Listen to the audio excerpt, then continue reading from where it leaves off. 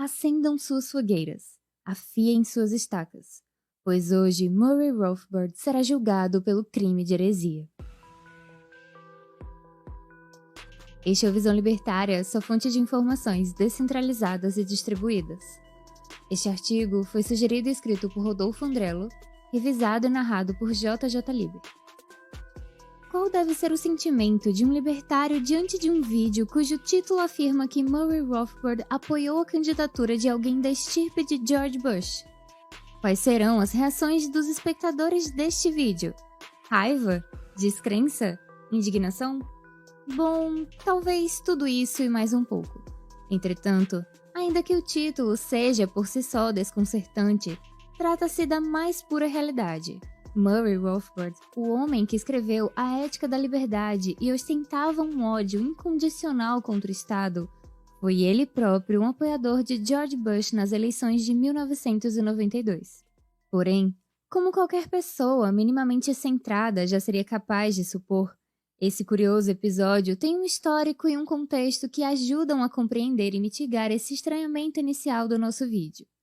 Então, a primeira pergunta que investigaremos é: qual era o posicionamento de Murray Rothbard sobre a utilização da política na estratégia libertária?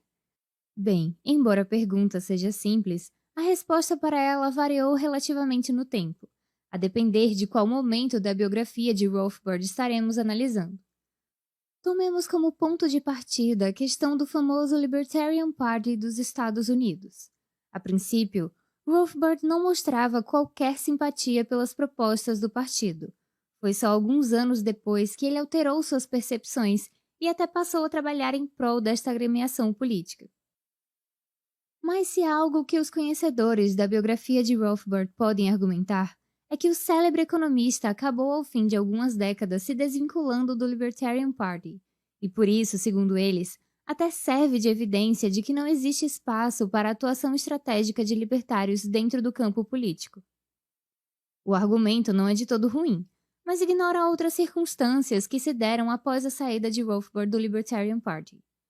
Particularmente, esse argumento ignora a militância veemente que Rothbard conduziu nos últimos anos de sua vida, levando-o até mesmo a apoiar candidatos republicanos que sequer se declaravam libertários. Mas antes de buscarmos entender as razões que levaram Rothbard até esse ponto, julgamos necessário enfrentar uma questão. É ou não é relevante conhecer as posições de Rothbard e outros mestres da escola austríaca sobre militância política?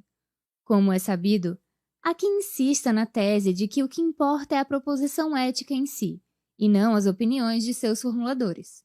Assim, por exemplo, se a ética argumentativa de Roper invalida o envolvimento político, então não importa as opiniões individuais do próprio autor sobre esse tema.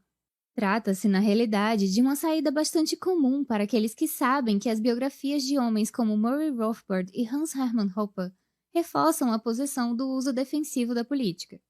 Não obstante, essa crítica falha em desconsiderar duas coisas. A primeira delas é que a obra de Rothbard apresenta uma multiplicidade de raciocínios que embasam os posicionamentos que ele defende. Então, ainda que alguns rotulem o uso de um parecer de Rothbard como sendo um mero apelo à autoridade, o fato é que nenhum libertário adota determinadas conclusões apenas por serem defendidas por ele, mas sim porque seus argumentos se mostram suficientes.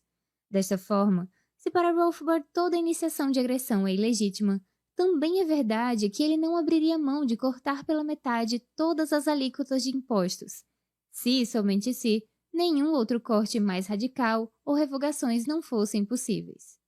Mais ironicamente, segundo os críticos das estratégias políticas defensivas, essa postura faria de Rothbard um gradualista.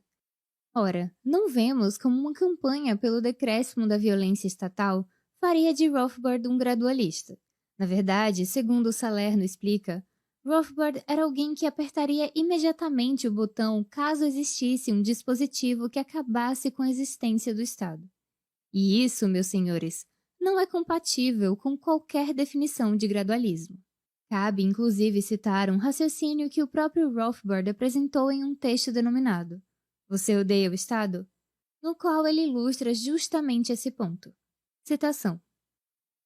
Enquanto o abolicionista aceitará um passo gradual na direção certa, se isso é tudo que ele pode conseguir, ele sempre aceita a contragosto, como apenas um primeiro passo em direção ao objetivo que ele sempre mantém incrivelmente claro. O abolicionista é um apertador de botões, que pressionaria seu polegar contra um botão que abolisse o Estado imediatamente, se tal botão existisse. Mas o abolicionista também sabe que, infelizmente, tal botão não existe, e que ele vai pegar um pouco do pão se necessário, enquanto prefere sempre o pão inteiro se ele puder alcançá-lo. Fim da citação. Ora, será mesmo que homens do calibre de Rothbard e Hopper caíram em apostasia, dado que eles mesmos defenderam a participação em atividades político-eleitorais? Pois, segundo alguns, o simples ato de votar já é por si só incompatível com a ética libertária. Na prática, é como se esses ANCAPs anunciassem que nem Hopper nem Rothbard foram verdadeiros libertários, e que a estrada da salvação está exclusivamente no canal que este ANCAP gentilmente criou para compartilhar conosco a luz da verdade. Talvez, mais do que ler literatura austríaca, tais pessoas fariam bem em se devotar ao estudo dos mitos gregos, especialmente o mito de Narciso. Ironias à parte, creio que já nos detivemos de forma suficiente neste ponto, pelo que devemos retornar ao escopo principal do nosso vídeo. Já dissemos que após um controverso período no Libertarian Party, Murray Rothbard persistiu na utilização de estratégias políticas. Como é de praxe no meio libertário, essa conduta rendeu críticas a Rothbard, pois nas eleições de 1992 ele deixaria de apoiar um candidato do Libertarian Party e, em seu lugar, apoiaria um candidato do mainstream. Ou seja, passados 30 anos desse fatídico episódio, nós ainda estamos discutindo as mesmas questões que ocuparam a vida dos libertários no final do século XX. Bem, o que o professor Rothbard sabia e que muitos até hoje teimam em ignorar é que existe um oceano de distância entre um Pat Buchanan e uma Hillary Clinton. E embora não fosse factível imaginar que Buchanan pudesse conduzir os Estados Unidos rumo ao libertarianismo, a outra alternativa era certamente muito mais sinistra. Naquelas prévias do distante ano de 1992, Rothbard apoiou a candidatura de Pat Buchanan. E não só isso, mas trabalhou incansavelmente, escrevendo e contra-argumentando no intuito de defender Buchanan das campanhas de difamação de que ele foi alvo. Como sabemos, Buchanan não passou das prévias do partido, e a escolha dos republicanos foi pela infame persona de George Bush. E é nesse ponto que Rothbard fez aquela fatídica escolha. Então, naquele contexto, Rothbard não viu outra hipótese a não ser apoiar o único nome com algum potencial de fazer frente a Bill Clinton. Em breve síntese, essa é a explicação do porquê Rothbard, um aguerrido libertário, julgou por bem apoiar tal figura nas eleições americanas. Como dissemos, na ausência de uma explicação prévia, chega a ser quase impossível assimilar a afirmação de que alguém da estatura moral de Rothbard acabaria por apoiar alguém da estirpe de George Bush. E ironia das ironias, Rothbard até mesmo utilizou um espaço em sua coluna do Los Angeles Times para apoiar a candidatura de Bush. Segundo consta, esse foi o episódio em que Rothbard mais recebeu cartas de ódio em toda a sua carreira. No fim, os democratas levaram aquela eleição, e essa foi a última eleição majoritária que Rothbard acompanhou antes de sua morte em 1995. Se há uma lição a aprender de tudo isso, é que as divergências dentro do movimento libertário não podem se resumir a jargões e argumentos rasos de internet, principalmente quando vemos que nenhum dos gigantes da filosofia libertária foi adepto deste tipo de simplismo. Dito isso, não acreditamos que essa breve exposição seja o suficiente para pacificar todas as acirradas disputas intelectuais entre os libertários. Esta, afinal, nem é a pretensão deste vídeo. Mas ao menos tais fatos podem lançar uma nova luz sobre aqueles que ratificam de forma simplista de que votar é um ato inconcebível, e que toda e qualquer estratégia de política defensiva é integralmente contrária aos preceitos libertários. Para finalizar, enfatizo que essa publicação é um resumo.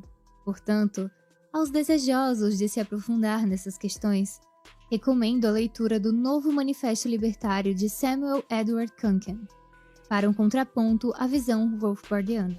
Além disso, a leitura de O que Deve Ser Feito, de Hans Hermann Hoppe, também serve de complemento ao assunto de hoje. De toda forma, quer você defenda uma estratégia Rothbardiana ou agorista, ou nenhuma nem outra, é simplesmente indispensável que nós tenhamos consistência ao defender nossas próprias posições. O libertarianismo só tende a evoluir com o amadurecimento de seus colaboradores. Obrigada por sua audiência. Se você gostou desse vídeo, não se esqueça de curtir e compartilhar. Para ser notificado de outros vídeos, inscreva-se no canal e depois clique no ícone de campainha.